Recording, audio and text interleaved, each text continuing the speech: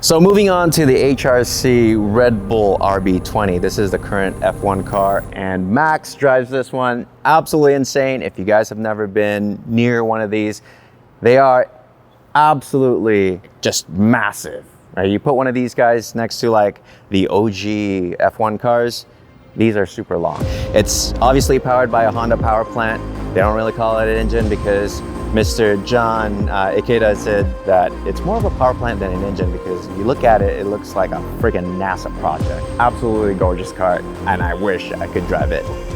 Moving on from that car, we got the ARX-06 endurance race car. Now, John and I talked about this in detail. Which one's better and which one's faster? This car or say like an Indy car or an F1 car? Well, they're built a little bit different. Yeah, the Indy cars and the F1 cars built for X amount of laps.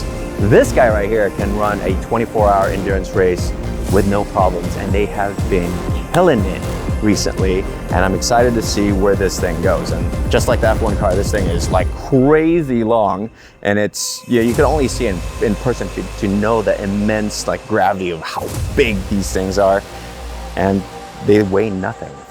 Next up, we got the Honda Indy car. Now, if you guys don't know anything about F1 or Indy, this car is actually a lot smaller, and the biggest difference between the two is like the canopy right here. This thing's fully covered, and then the halo looks totally different.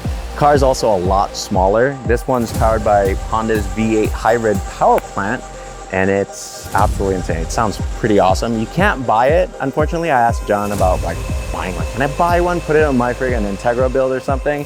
Says, yeah, not really. And if you go back here, you can see that it's got a smaller wing because these cars, this setup right here is made for us like a different track than say like an F1 car would. And then over here, we got the CRV hybrid race car.